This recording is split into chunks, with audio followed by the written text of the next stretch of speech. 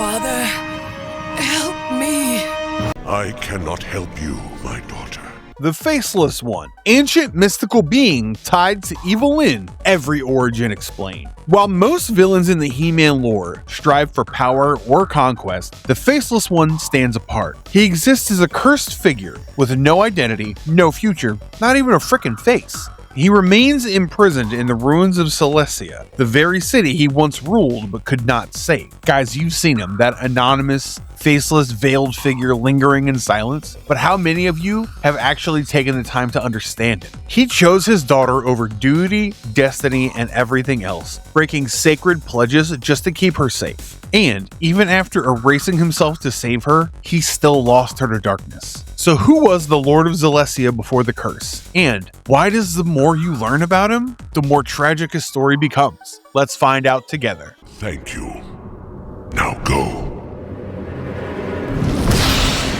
Who is the Faceless One? Who exactly is the Faceless One then? You're looking at one of the most subtly unsettling characters from all of He-Man. And trust me, this guy's no fleeting ethereal side character. He's the one you remember. He's a character who originated solely in the 2002 series, with no nostalgic safety blanket or Filmation equivalent. Just unnerving originality is what defines him. And maybe that's why he feels so different, like he doesn't quite belong, even on Eternia. Certain things are constant across all versions. He's older than most Eternian beings who come to mind. Once the Emperor of Zalesia, a formerly thriving city reduced to rubble, he was an immortal sorcerer of enormous power. The terrible twist is that he's destined to remain in those ruins indefinitely, almost trapped within it. He's also the guardian of sacred artifacts like the Ram Stone and, in some versions, even the Havoc Staff. But honestly, you have to wonder at this point if he's safeguarding these artifacts or if they're merely another chain holding him back.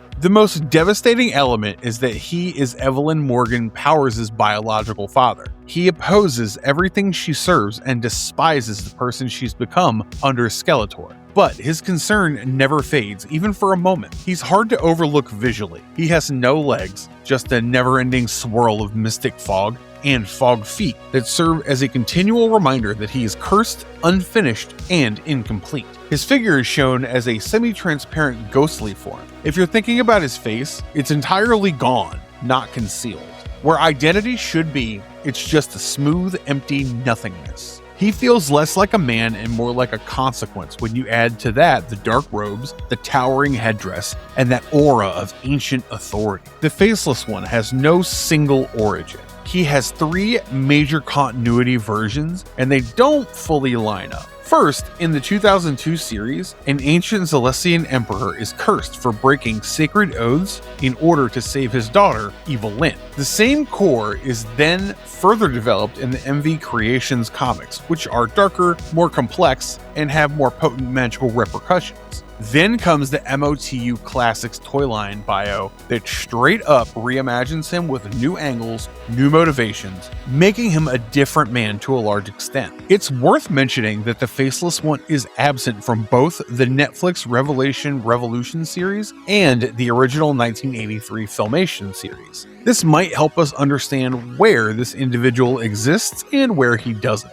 A father bound by ruins and regret, understanding the Faceless One in the 2002 MYP series. This is where the Faceless One is born, and it's kind of brilliant how the show handles it. He's a 2002 creation, voiced by Richard Newman, with no presence in the 1983 Filmation series, like I just said. And he simply seems to be fully developed, with all the tragic things going for him. I think the wildest part is that you never get a nice origin episode from the show. You construct him yourself, piece by piece, like you're unearthing a long-lost myth. He is this ancient, nearly forgotten spirit that haunts Zalesia in the Sands of Fire, a once great city that was a seat of magical knowledge, wisdom, and power, but is now nothing more than desert ruins. And he will always be bound to it.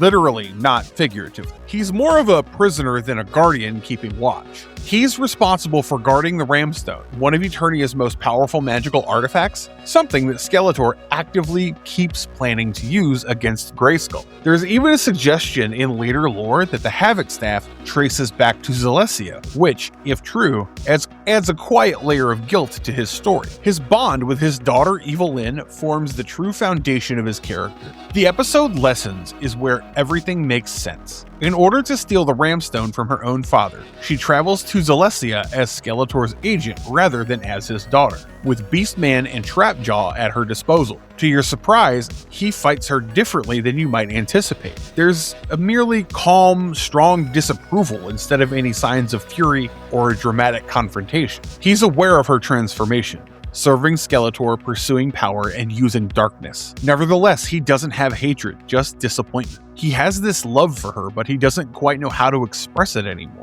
The Ramstone is taken by her and transported to Skeletor. And as usual, our big bad guy makes an unsuccessful attempt to enter Grayskull using it. A fascinating thing follows. She returns silently, this time alone, and leaves a note and puts the Ramstone back where it belongs. This single act from Evilyn changes everything, because you can witness her internal battle for the first time. She decides to return it. Although we're unsure of the precise reason behind it, power, reward, or just some love and respect for her father. And when the Faceless One reads the note, there's merely a pause and a sense of hope. If you're wondering why she did this, I think it's because she still cares, despite everything. Her ruthlessness, ambition, and dedication to Skeletor. You can practically sense him clinging to that small piece of note as evidence of that, as if that means everything to him. And perhaps it does. For what it's worth, that's what makes this relationship utterly unique.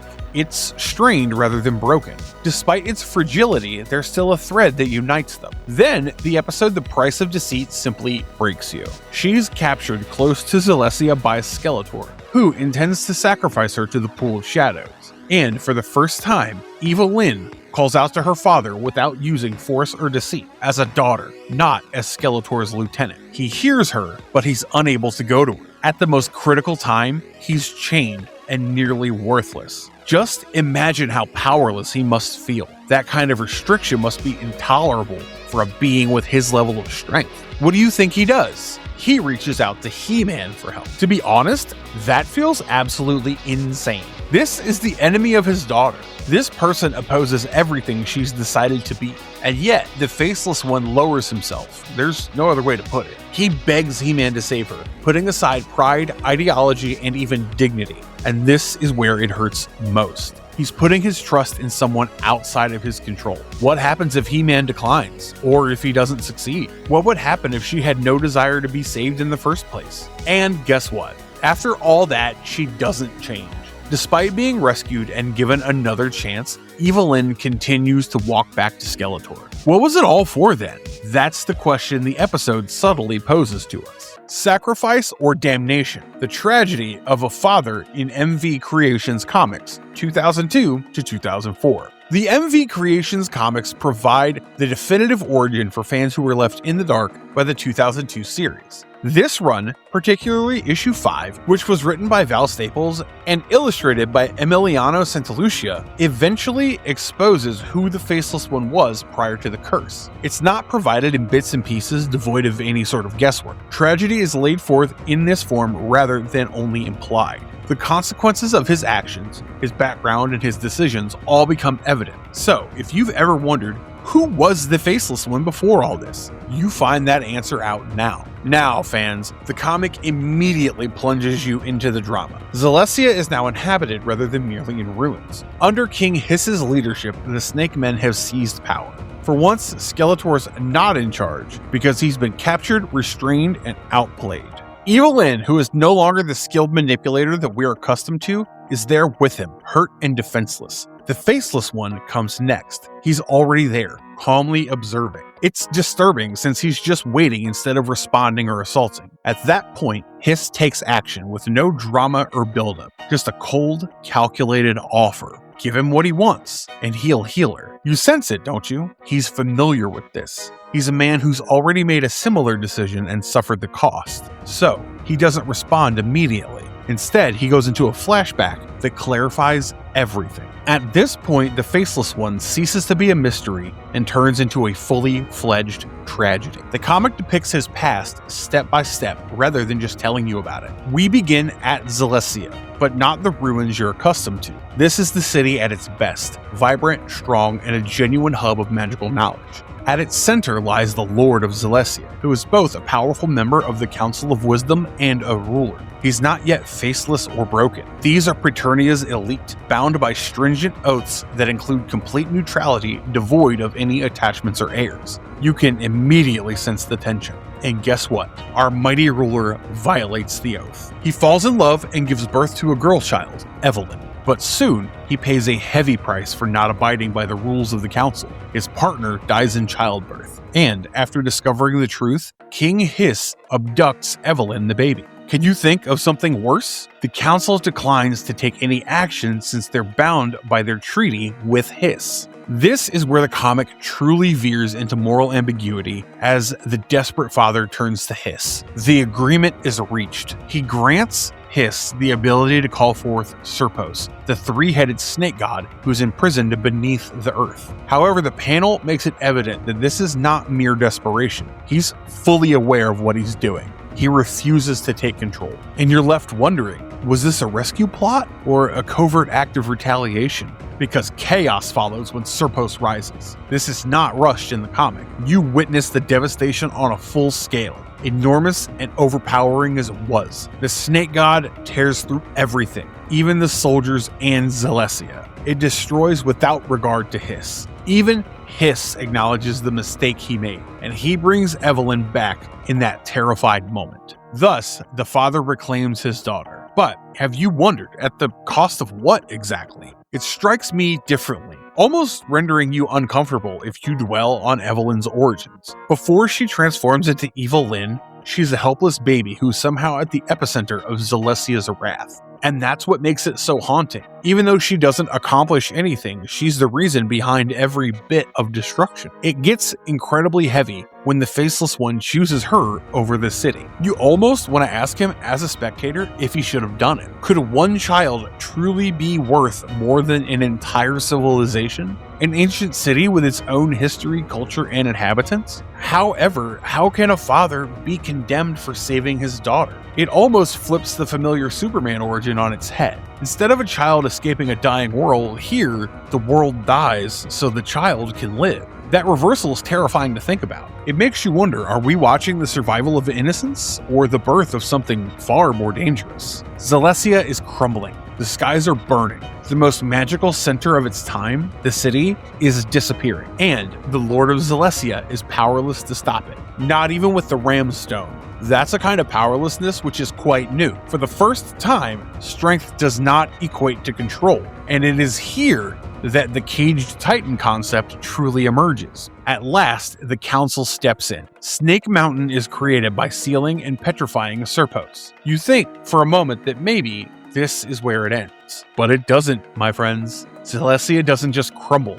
Rather, it is presented as a sacrifice in some grand unknown plan. Then we witness the worst happening to the child's father. The council turns its judgment on the Lord of Zalesia. And how do you think he accommodates this change? The comic makes it feel more like a sentence than a spell. As a part of the punishment, he takes the curse upon himself. His face is completely removed, and he then takes on an imperfect ghostly form. He's been rendered immortal and is permanently confined to Zalesia without any chance of escape or even death, which can't set him free. Just a never-ending life in the wreckage of what he wrecked. The city turns into a metaphor. Every shattered wall, every void, it's him.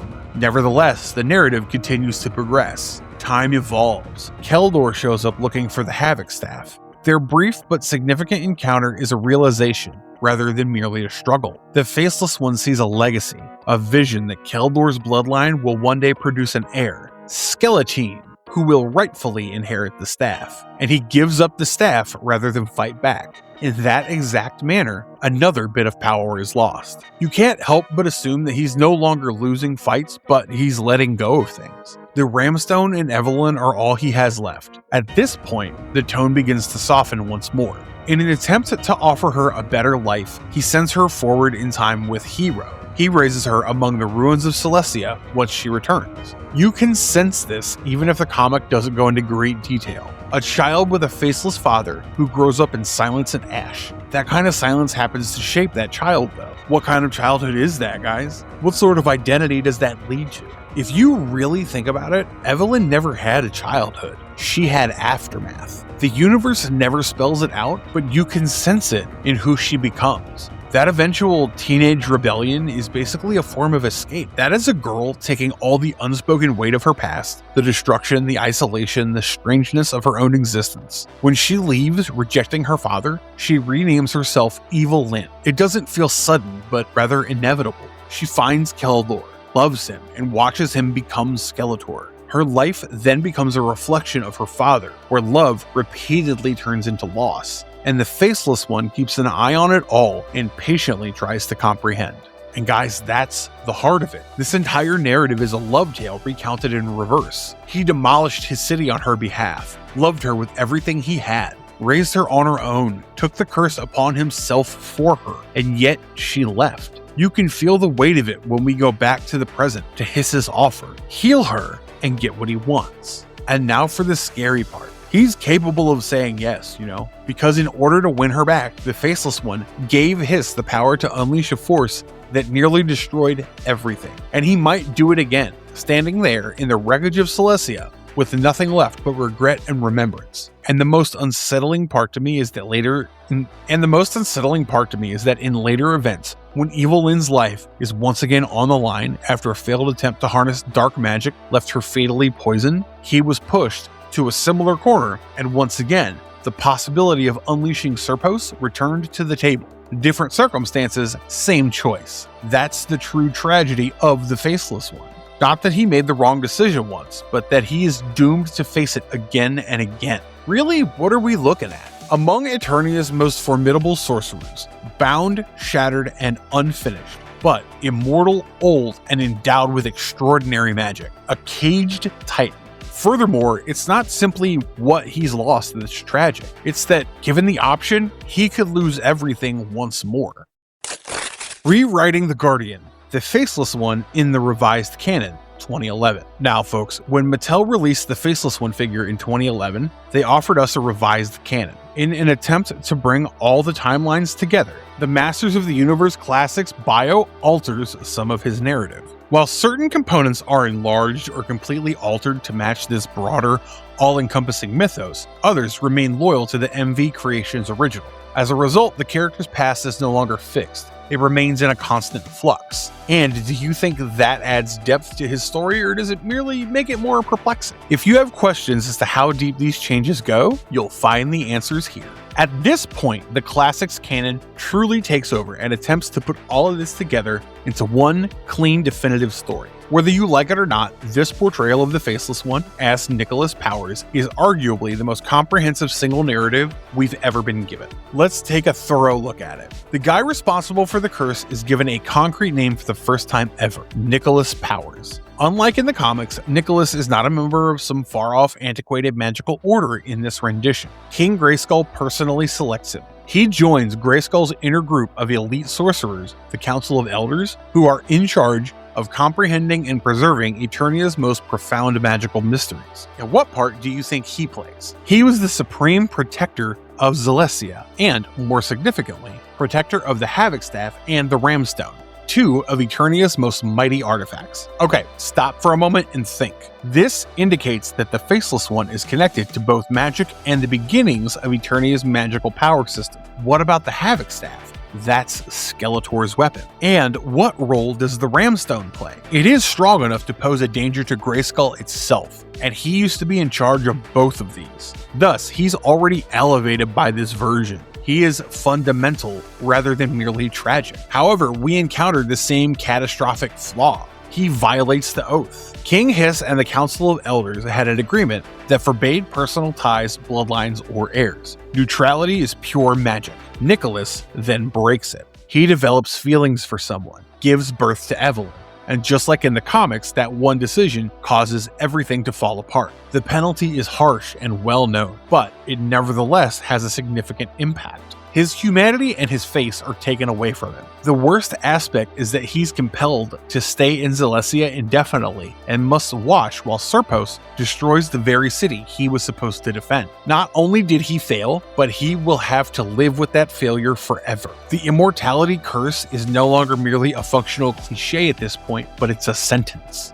He can't perish, escape, or get out of the memory. He's a trapped titan with enormous magical power, physically confined within ruins he created himself. Even still, the narrative does not characterize him in terms of power. I'm fascinated to see that he's defined by love, as he continues to attempt to save his daughter even after the fall, the curse, and the loss of everything. He turns to Hero and requests him to transport Evilyn into the future, away from the mayhem of the Great Wars, using the Central Tower. And in all honesty, I always get this part. He doesn't try to undo the past, neither does he attempt to take back control. All he wants is for her to have another chance. However, chance doesn't really matter to fate, does it? Since Evilyn continues to grow up in Zalesia's ruins, still under his shadow, loss continues to shape her. Eventually, like in all versions, she departs. Yes, teenage rebellion, but there's more to it than that. Evilyn is the new name she adopts. That becomes her new identity, alongside becoming a rejection too. And you must wonder if he ever had a chance to keep her. Then comes one of the most interesting additions in the Classics bio, the encounter with Keldor. Keldor arrives for the Havoc Staff and a confrontation ensues. But instead of ending in defeat, something unexpected happens when Nicholas receives a vision. He sees Keldor's future, more specifically his bloodline leading to Skeletine, who is, in turn, destined to inherit the staff. Things pretty much stay the same here as well. He gives it up, voluntarily relinquishing the Havoc Staff. He's left with practically nothing as a result. Not a city to save, no workers to look after, only the Ramstone and his daughter's memory is all that he lives with. This is the point at which we should stop and contrast this with the comics, since the distinction is essential. He comes from a pre-Grayskull age in the MV Creations version. He's a member of the Council of Wisdom, an ancient, nearly mythical organization. That version seems like a lost fable, buried deep in Eternia's past. However, the Classics bio drags him into King Grayskull's era, and everything changes because of that. His story is now a direct connection to Eternia's foundation, rather than being a far-off tragedy. He's no longer merely a forgotten ruler because he belongs to the same historical period that defined the entire mythology and shaped Castle Grayskull. It makes his fall feel closer, more immediate and pertinent. To be honest, I have mixed feelings about this. This variant is cleaner on the one hand, more interconnected. It provides answers to questions, gives him a position, a name, and a part in the larger scheme of things. On the other hand, does it lose anything? Because the comic version seems like an old, mysterious myth. This one has the feel of a documented history. What do you think is more suitable for this guy? A well-known figure who played a significant role in the greatest period in Eternia's history? Or just an anonymous tale from a bygone era? One thing remains the same in either case. In those ruins, Nicholas Powers is still immortal, standing still, waiting, and continuing to hope that his daughter might return. The tale around the Faceless One is simply tragic, and his fate appears to be almost inevitable. He remains a man whose one choice rippled devastatingly outward, shaping Evilyn, surrendering the power that defined a Skeletor, and binding himself to a city that exists in ruins, only because he failed to save it. And I keep wondering, was he punished way too harshly or exactly as he deserved? Did his love save anything at all, or did it just create more darkness? Would you like to see his fate rewritten or leave it as it is? Let us know your thoughts in the comments below. And if this kind of deep dive lore hits you, don't miss out. Tap like, subscribe, and ring that bell icon to unlock more lore lockdown stories where we break down the characters you thought you knew.